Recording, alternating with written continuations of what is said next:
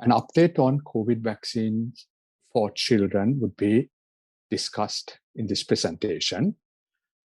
I have discussed it in two parts. The first part would include the introduction and the clinical trials. And then the second part would be the other aspects of safety, regulatory authorizations, current global situation, and is it fair? COVID-19 in children is a relatively mild disease and is children are less likely to suffer severe illness and death. In May 2020 to February 2021, there were 25 deaths in children and young persons in England, and 50% of those children had an underlying disability. In June 2021, the CDC in the US reported that 204 adolescents were hospitalized for COVID-19. There were no deaths, and 1/3 were admitted to the ICU, with 5% needing invasive mechanical ventilation. So although most get mild disease, some can get a severe inflammatory complication, which is multisystem inflammatory syndrome.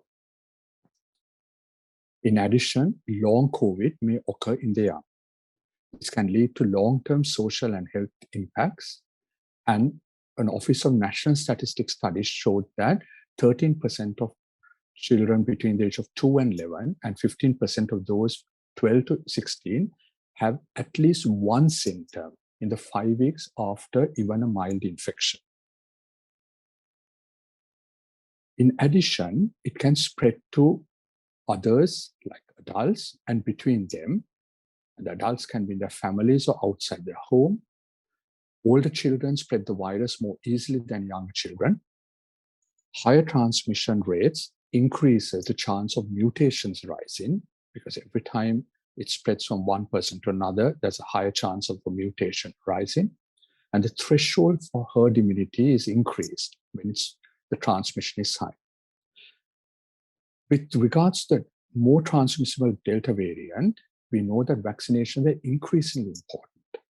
And therefore, the question comes about vaccinating children to suppress infections in the wider community.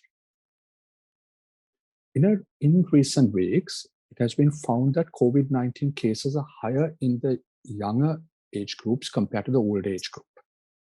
In the week ending 20th June, infection rates for the 10 to 19-year-olds were the second highest in England, and it was greater than 17 times that in the over 70s. And Public Health England reported that the spread is particularly concentrated in schools and universities. In addition, there's been a surge in the number of pupils missing face-to-face teaching. There's been an increase in the rate of COVID-19 absence in state schools. It was 5.2% on the 24th of June, and then it had increased from 1.1% a fortnight earlier. School closures have a detrimental effect on the education and well-being of children. And the important thing is that vulnerable groups were disproportionately affected by lost learning. The absence rate in students eligible for free school meals was 6.6% higher than the general average in the state school. So there were a lot of points to be taken into consideration when considering vaccination in children and adolescents. Let's next look at the clinical trials. The first trial that was reported was the Fisa vaccine, which showed it was safe, immunogenic, and efficacious. The study was done on 2,260 adolescents between the age of 12 and 15 years in the US. In this group, there were 18 cases of COVID-19 in the placebo group and none in the vaccinated group, showing 100% efficacy. We know that it's a small study, but this was the efficacy figure that was reported. Neutralizing antibodies, the geometric mean titer was 1,239, and it was very much higher than the titer in an older population of 16 to 25 years. The vaccine was well tolerated, and the side effects were generally consistent with those observed in participants at an old age group, 16 to 25 years. The additional studies are going on with regards to Pfizer between the ages of 6 months to 11 years. It's a global study, phase 1, 2, 3. They're looking at the safety, tolerability, and immunogenicity. 2-dose schedule is being followed, approximately 21 days apart. And the 3 age groups are shown in the slide. And recently, the FDA requested that the numbers of children in the 5 to 11 year age group be increased to 3,000, because previously it was a lower number. So it's recommended that it increase to 3,000, both the Pfizer studies and the Moderna studies. With regards to the Moderna vaccine in children, the Teen Cove study has been reported recently, where there were 3,732 subjects between the age of 12 to 18 years from the US. It was a randomized 2:1 trial where the Moderna vaccine 100 micrograms or placebo was given. They showed that there was a non-inferior immunogenicity compared to the adult study. If we look at the number of cases 14 days after the second dose, in the vaccine group, there were none, and in the placebo group, there were 4. Again, a smaller study, but showed 100% efficacy and in this group, and the immunogenicity was non-inferior. It was well tolerated in the group study. That was the Teen Cove study, and you have the Kid Cove studies that are ongoing at the moment. It's a collaboration with the NIH.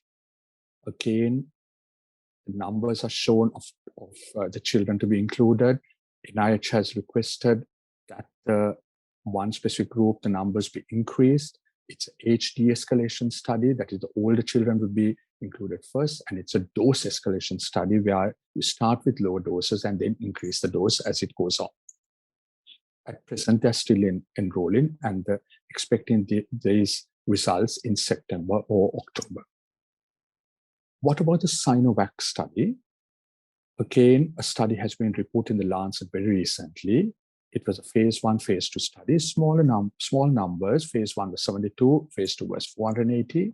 The Cyanobac was well tolerated and safe. It induced humoral antibody response in children and adolescents between the age of 3 and 17.